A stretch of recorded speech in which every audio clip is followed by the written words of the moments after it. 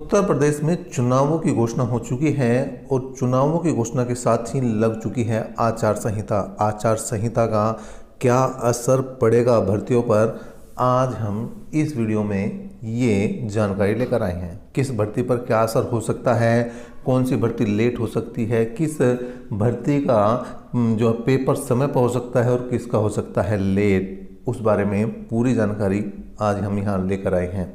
लेखपाल की परीक्षा कब हो सकती है वो भी हम बताएंगे और साथ ही साथ जो प्रस्तावित पुलिस भर्ती का विज्ञापन है वो कब तक संभव है, इस बारे में भी हम यहाँ पर चर्चा जरूर करेंगे।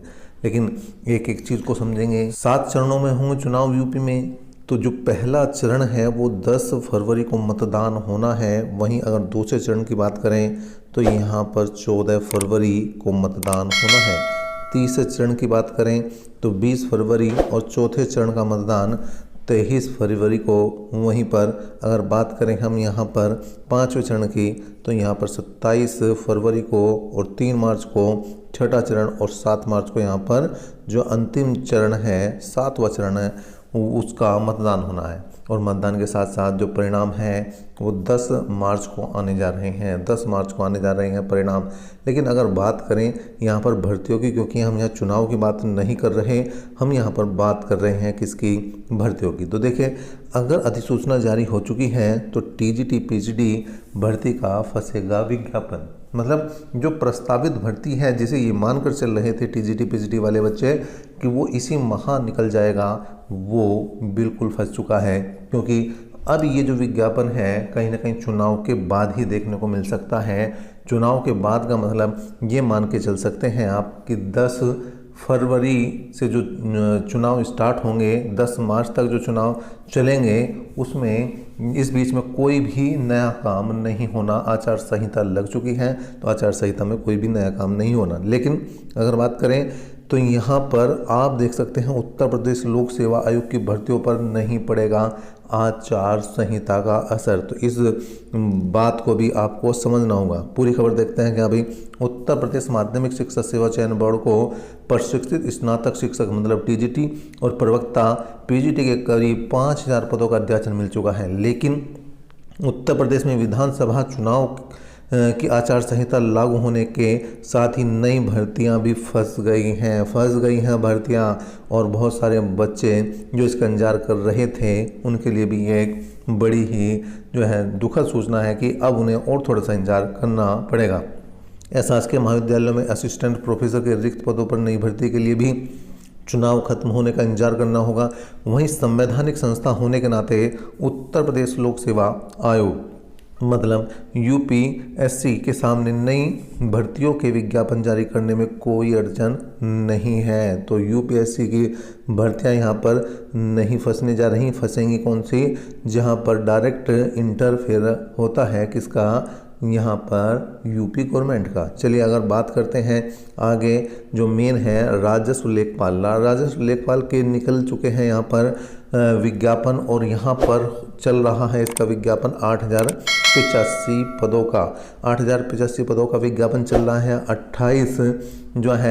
28 तक कर सकेंगे आवेदन आप। कौन से 28 तक, ये जो जनवरी की 28 तारीख है तब तक आप आवेदन कर सकते हैं। लेकिन बात क्या है, अगर हम इस परीक्षा की, इस लेखपाल की परीक्षा की, राजस्व लेखपाल की परीक्षा की बात करें तो परीक्षा कब होगी।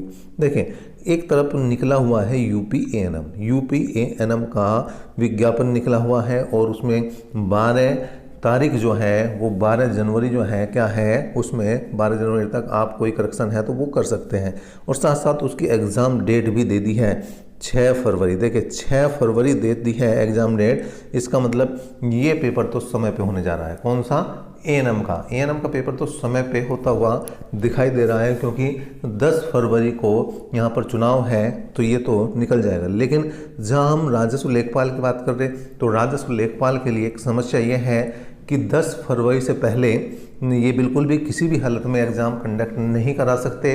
तो अब 10 फरवरी से 10 मार्च तक ये परीक्षा नहीं होने वाली ये परीक्षा किसकी, लेखपाल की। अब कम से कम मार्च के अंतिम सप्ताह में ये परीक्षा हो सकती है अगर आयोग जो है अपना काम जो है बिल्कुल अपने स्तर से और अच्छी स्पीड से करे तो ये परीक्षा आपको देखने को मिल सकती है मार्च के अंतिम सप्ताह में, या फिर देखने को मिल सकती है ये अप्रैल में। तो मेरा मानना यही है कि ये परीक्षा कम से कम मार्च तक जा चुकी है हम, लेकिन इसका फ़ायदा बच्चों को मिलेगा। जो बच्चे यूपी लेखपाल का फॉर्म डाल रहे हैं वो तैयारी में बिल्कुल लगे रहें और हमारे चैनल से भी जुड़े रहें, क्योंकि यहाँ पर आपको ग्राम विकास के क्वेश्चनों की हमने सीरीज डालना शुरू कर दी है। आज शाम से आपको वो सीरीज मिलनी शुरू हो जाएगी और 1000 प्लस वो क्वेश्चन जो संभावित क्वेश्चन हैं उनको हम देने जा रहे हैं। चलिए दूसरी भर्ती की बात करते हैं। तो देखिए यहाँ पर 22,000 पद जो हैं ये रोडवेज की नई जो बसें चलेंगी उनके लिए आए थे, लेकिन है तो ये वैसे संविदा कर्मियों के लिए, लेकिन कोई भी नया विज्ञापन नहीं आएगा। तो एक तरह से 22,000 पद भी जो है फंस चुके हैं। ये 22,000 वैकेंसी भी फंस चुकी हैं किसकी, रोडवेज वाली। अगर आगे बात करें तो यहाँ पर देखिए एक बार निकली थी 51,000 पुलिस कर्मियों की जल्द होगी भर्ती, योगी सरकार ने कहा था, लेकिन ये 51,000 तो नहीं, लेकिन 25,000 की नई भर्ती का अभी हाल फिलहाल चल रहा है टेंडर वगैरह काम।